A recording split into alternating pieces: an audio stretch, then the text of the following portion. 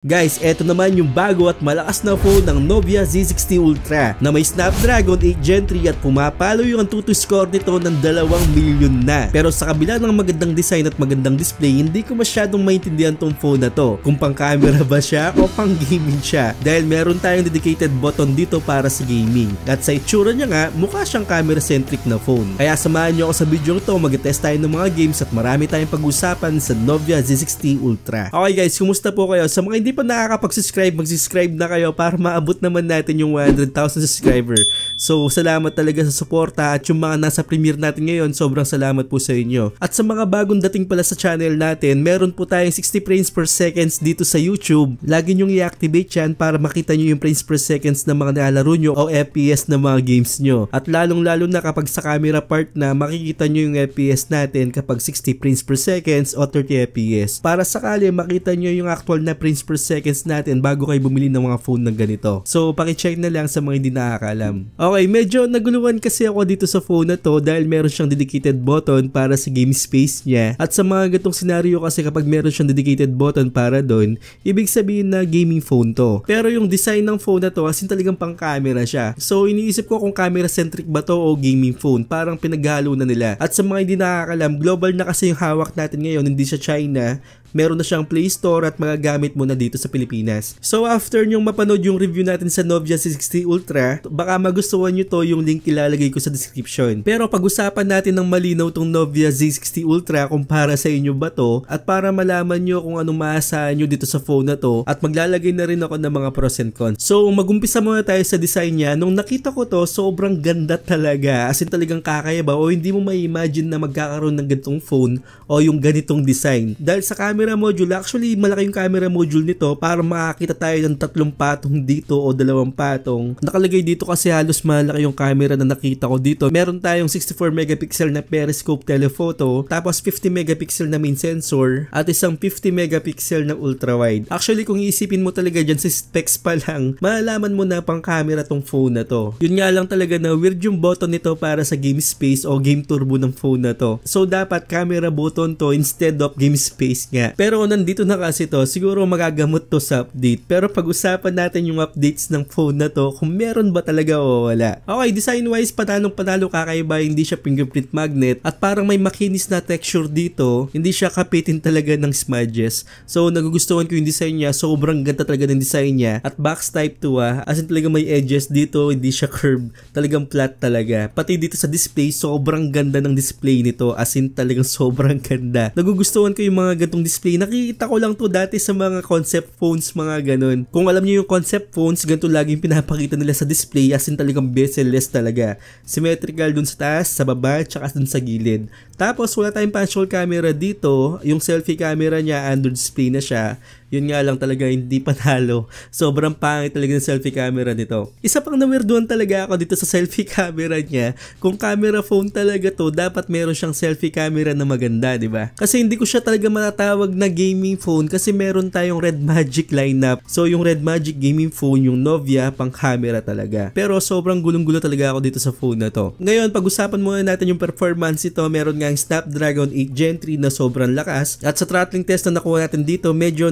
hello siya at hindi siya masyadong stable, pero at least hindi siya namula. At ang average score na nakuha natin dito nasa 328,000 points. Pero okay pa rin yan, kalahati lang ng story yan. Tignan natin yung sa actual na gaming. Mag-umpisa tayo dito sa Call of Duty Mobile. Yung graphics na nakuha ko dito nasa medium, tapos yung frame rate is nasa ultra. In-adjust ko rin yung frame rate nito para makakuha tayo ng 120 sa kasamaang palad.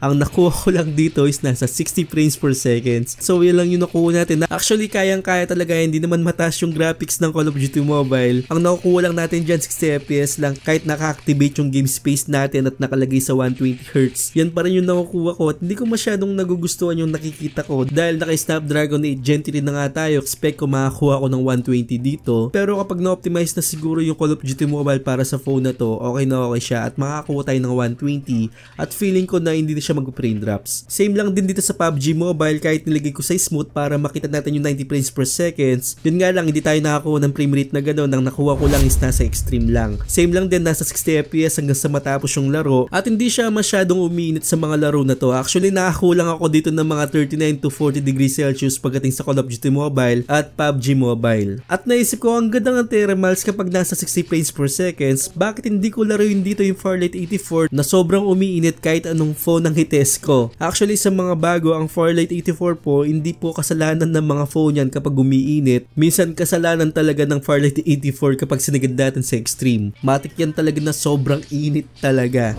So expect ko dito mag-iinit talaga at mag-train drops to pagdating sa Farlight 84. So ngayon niligay ko sa extreme talaga. Nakakuha naman ako dito ng 120 frames per seconds.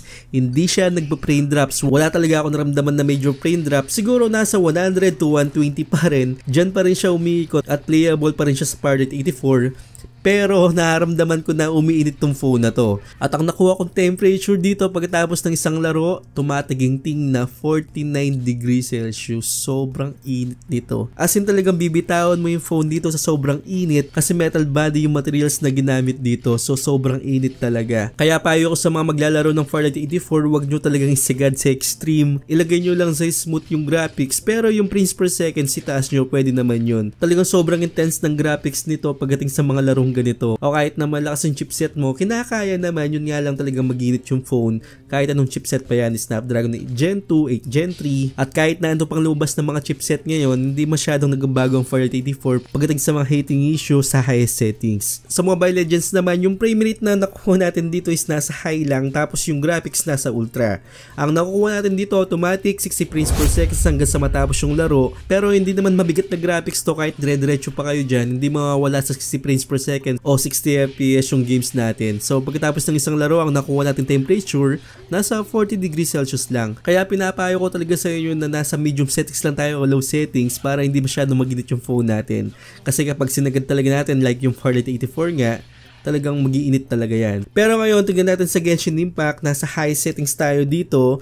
60 frames per second yung nilagay natin para makita natin kung gaano ka-stable tong laro na to dito sa Nubia Z60 Ultra. 30 minutes ako naglaro dito sa Genshin Impact, kahit anong lakad ko, okay na okay pa din. Hindi siya nag-frame drops kahit saan ako magpunta dyan, kahit sa domain, kahit naglalakad tayo dyan, adventure, kung ano-ano pa. Stable pa rin siya sa 60 frames per second o 57 to 60, dyan talaga siya naglalaro at hindi na siya bumaba ng 50 pababa, walang ganun. Talagang maalaro mo ng maayos ang Genshin Impact pagdating sa phone na to. Yun nga lang, pagkatapos ng 30 minutes na paglalaro ko dito, ang nakuha nating temperature medyo mainit talaga. 46 to 47 degrees Celsius, sobrang init. At payo ko kapag maglalaro tayo sa phone na to, siguro gamitan natin ng phone cooler para mas maayos pa yung paglalaro natin sa phone na to kung gagamitin nyo talaga pang gaming. Kasi kayang-kaya naman talaga sa gaming kasi Snapdragon 8 Gen 3, sobrang lakas yan.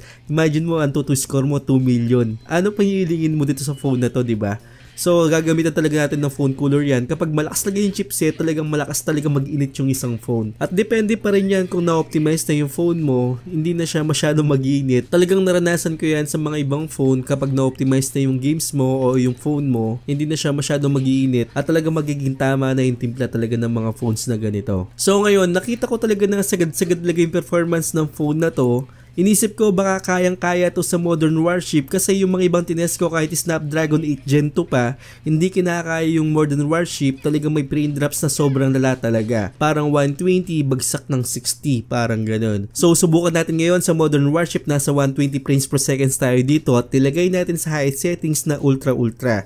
So first minute nakakuha ko ng 120, pero sa kalagitnaan ng laro, ang nakukuha ko dito 70, 80 to 100. Hindi ko in-expect na talagang frame drop siya. Akala ko kayang-kaya ng Snapdragon 8 Gen 3 dito sa Modern Warship. At sa Clash naman, nung patapos na yung laro, nakakuha ko ng 60 FPS dito. So siguro ganito talaga yung Modern Warship kapag talagang maraming graphics na nangyayari. Talagang may frame drops tayong makukuha. Pero ito, kung napanood nyo yung X6 Pro ko, kayang-kaya yung Modern Warship. Parang nag-frame drops lang siya ng mga 80, parang ganun. Hindi siya bumagsak ng mga 60. Yun yung natatandaan ko. So pa-check na lang yung X6 Pro ko na review kung tama ba ako. Pero sa pagtanda ko talaga, hindi siya bumaba talaga ng 80 frames per second. So goods na goods yun sa Modern Warship. At dito siguro kailangan pa ng konting optimization para malaro natin yung Modern Warship. Kung Mirror 4 naman, nasa high settings tayo dito, maning-mani lang to, nakakuha tayo ng 44. Pero minsan parang nakakuha ko ng 30 frames per seconds, pero hindi madalas. Kung makita nyo yung graphs dyan, parang may bumaba ng konti, 30 FPS yun. Pero lagi siyang nasa 44 FPS o 45 FPS.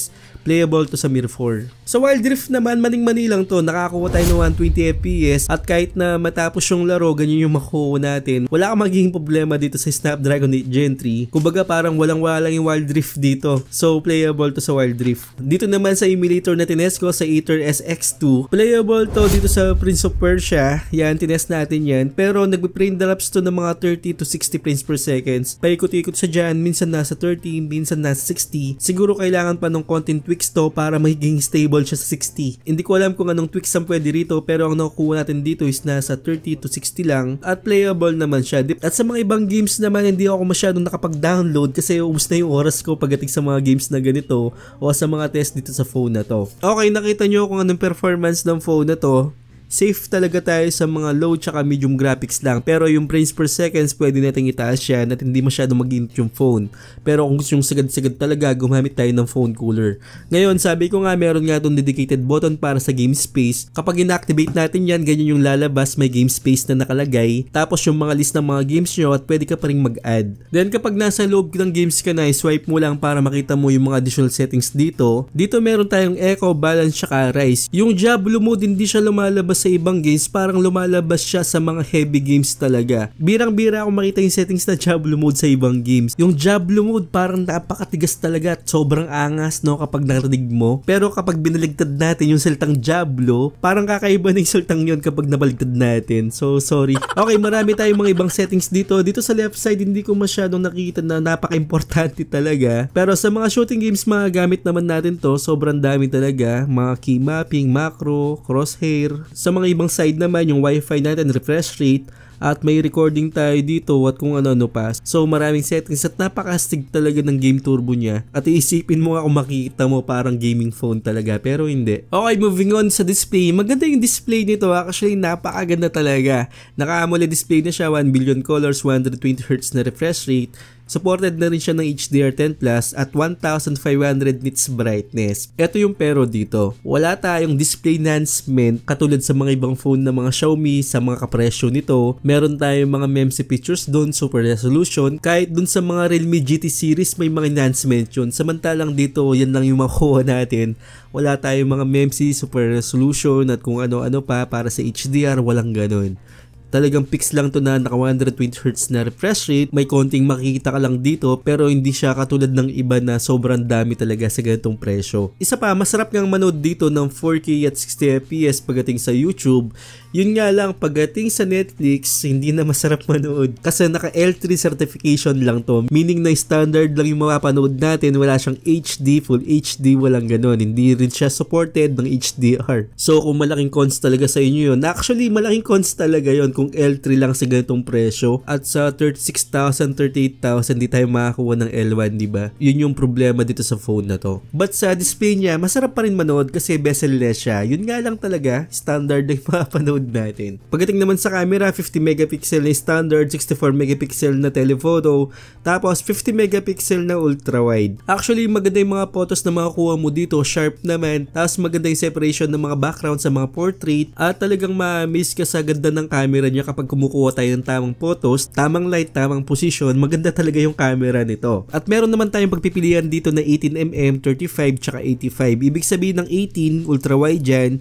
Tapos yung main sensor natin na 35mm, medyo malapit to. Unlike sa mga ibang phone na nagamit ko, nasa 22mm lang yata. So ito medyo malapit-lapit. At lalong-lalo na yung telephoto natin dito na 85mm. At magagamit naman to. Yun nga lang, magagamit mo yung 85mm sa tamang distance, sa tamang lighting. Pero ulitin ko na, maganda yung camera nito kung magtitake lang tayo ng mga photos. Pagdating naman sa video, may pagpipilian rin tayo ng 18, 35, tsaka 85. So depende pa rin sa inyo yan at hindi siya mawawala sa 4K at 60 FPS kahit dun sa ultra wide. Sa nakikita ko stable naman siya pero hindi siya perfect, parang ganun. Sa specs kasi na nakita ko dito nung hindi ko pa siya na-review, talaga mataas yung expectation ko dito sa phone na to. Feeling ko talaga na hindi talaga siya magalaw kasi meron nga nakalagay dito sa camera niya na triple OIS system. Ibig sabihin na parang stable o sobrang stable talaga kung marinig mo yung triple OIS system na yan. So nung tinest ko, medyo maggalaw pa rin siya. Hindi ko talaga expect na ganito talaga yung makukuha ko. Pero di yung detalye nandun naman. Kung maglalakad ka lang siguro pwede naman. At stable video, panalo din. Yun nga lang, iba talaga yung expect ko dito sa phone na to as camera phone talaga. So depende pa rin sa inyo yan kung saan nyo gagamitin. Kasi ako ginagamit ko ang phone pang vlog talaga, naglalakad talaga. At pwede rin pang reels, pang short. Pero siguro sa inyo pwede na tong phone na to as camera talaga. Okay, ito naman yung mga cons dito sa phone na to. Actually, summary ko lang sa inyo. Wala nga siyang display enhancement sa ganitong presyo. Medyo nagkukulang talaga ako sa ganung part. Tapos, isa pa, wala siyang album o gallery. Doon ako na-weirduhan sa Red Magic o sa mga Novia na phones. Wala silang galleries para sa mga photos natin. Parang umaasa sila doon sa photos ng Google, parang ganun. Which is hindi ko masyadong kabisado at medyo naghahalo talaga. Minsan nag-sync yan sa mga ibang photos tsaka video. At medyo nababagalan talaga ako doon sa photos pagdating doon sa Google na yun. Pero kapag download naman ako ng gallery sa Play Store, may mga ads naman. So sana Novia o kaya Red Magic o CTE, maglagay naman kayo ng gallery sa mga gatong phone nyo. At lalong-lalo na medyo pricey yung mga phone at talagang missing talaga yung gallery nito o yung album nito. So sana maglagay kayo. Then sabi ko nga kanina L3 lang to, alam nyo na standard definition lang yung mapapanood nyo. Sobra talagang cons yun. At lalong-lalo na yung cons dito, yung camera niya sa selfie camera. Dahil under display na siya, given na yon. Pero as camera phone talaga, okay lang na meron tayong pan-shot camera dito para mas malinaw. Pero kung naglagay kayo ng sobrang pangit na selfie camera, hindi mo talaga magagamit yun. Lalong-lalo na sa video, naglagay lang kayo ng 1080p at 30 frames per seconds at pangit talaga. Kasi talagang parang kukunin ka ng Lord dito. Kumbaga parang mas malinaw pa yung mga phones galing sa Nokia nung year 2000. At sa ganitong presyo na camera phone, expect namin na maganda yung front-facing camera nito. So kapareho lang din pala nung Red Magic 9 Pro at under display, hindi pa talaga masyadong maganda. So sana hindi na tayo makakita ng mga under display na ganito na hindi mo naman mapapakinabangan talaga. Yung huling cons ko naman dito, simple lang naman. Wala tayong voice changer dun sa game turbo niya o game space niya. Sa mga iba kasi naghanap ng ganun. So wala tayong voice changer dito sa phone nito. So ngayon, sa mga hindi pa nakaka-subscribe, sana mag-subscribe kayo sa mga honest review na ganito. At sa mga nasa premiere naman, ulitin ko na sobrang salamat po sa inyo talaga. At sana nakatulong ako sa inyo. Huwag niyong kalimutan mag-subscribe at hit yung bell icon para sa mga gatong reviews, bagong kaalaman at katarantaduhan sa channel na to. So once again, ako po si Paul. I'll be writing things until I'm fucking buried in my grave. 6 feet deep under, but my body won't decay. Cause my messages are timeless, so they'll put them on display. Oh yeah, I rap with the